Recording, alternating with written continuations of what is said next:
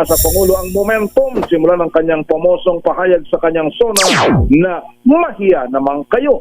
The Office of the Ombudsman assured the public that Remulla was in good health and had been cancer-free for a year and a half.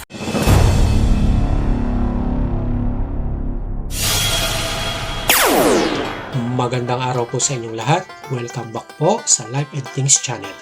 Pag-usapan po natin ngayon ang ating unang paksa, ang panawagan ni Senador Pampilo Lacson na ipagpatuloy ang kampanya laban sa korupsyon at hinimok ang Administrasyong Marcos na manatiling matatag sa isyu ng pondo para sa flood control at iba pang proyekto ng gobyerno.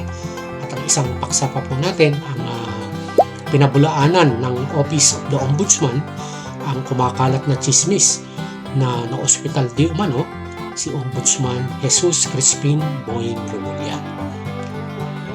At nanawagan si Senador Pampilo Lacson na ipagpatuloy at paigtingin ang kampanya laban sa korupsyon sa gobyerno.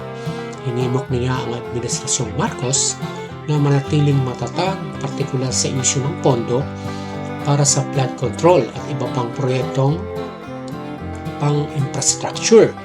Ayon kay Lacson, mahalagang bantayan ang paggamit ng pondo upang masiguro na ang mga proyekto ay tunay na nakakatulong sa mamamayan at hindi nauuwi sa katawalian.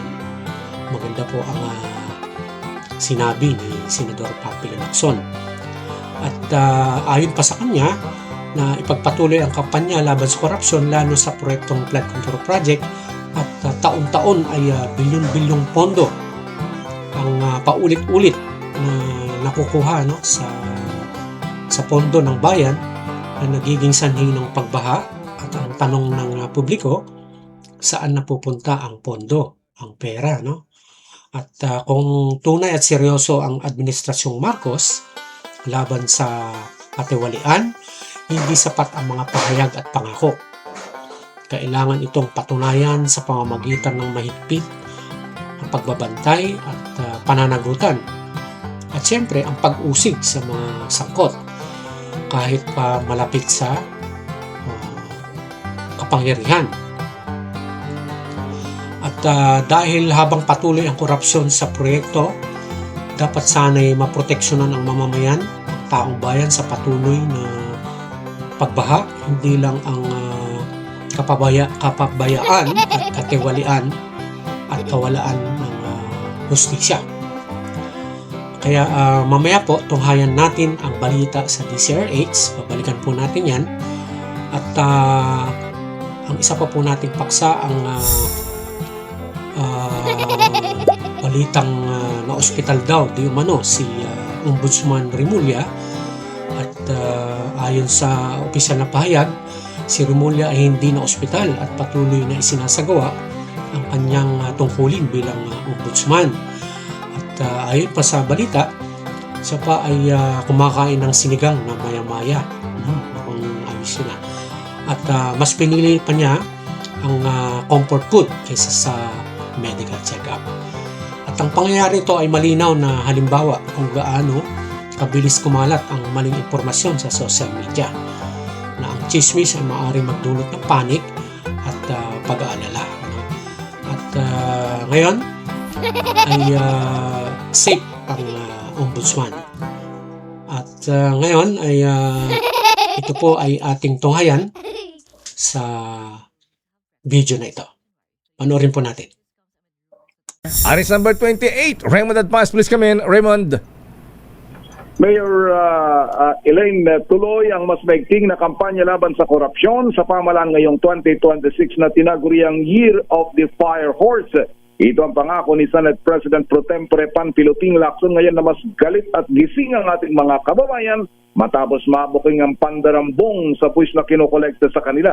Sabi ni Lacson, dapat ay maghanda ang ating national leaders upang tugunan ang mas marami pang usapin ng korupsyon ngayong 2026. Nagpasalamat ito sa 2025 at nakabalik siya sa serbisyo publiko at muling nakasamang mga dati nitong staff na kanyang iniwan noong 2022 at nadagdagan pa sila ang kanyang kaagapay sa pag-expose sa iba pang issue ng corruption katulad ng nangyaring matinding paglapastangan at pangabuso sa national budget simula nang siya ay umalis ng Senado 3 taon nang nakalipas.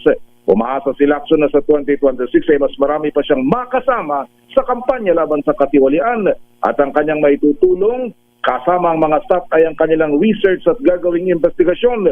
Siya ang kasalukuyang chairman ng Senate Blue Ribbon Committee na nag-iimbestiga sa mga katiwalian sa gobyerno.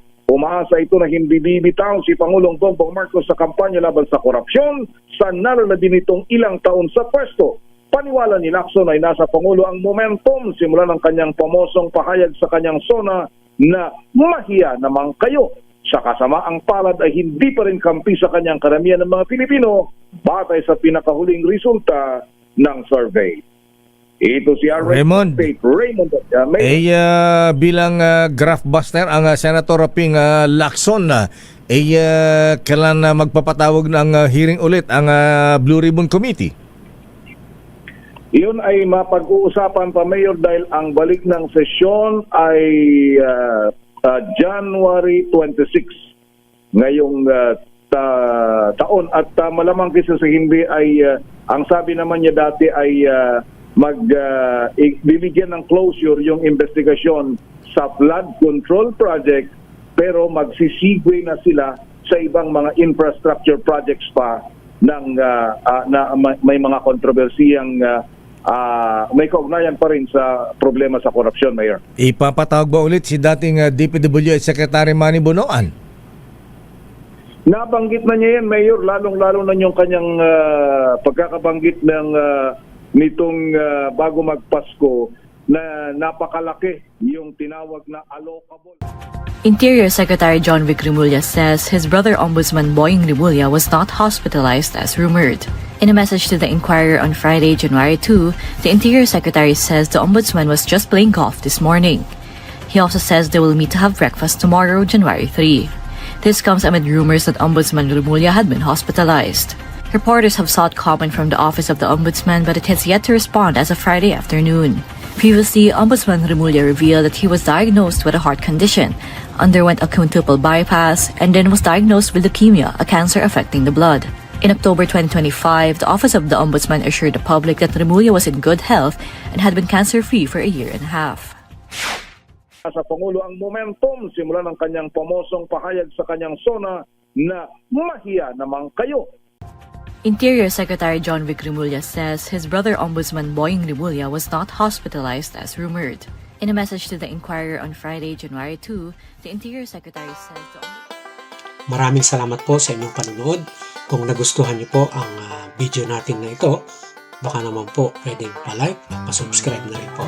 Hanggang sa muli, maraming salamat. Bye-bye!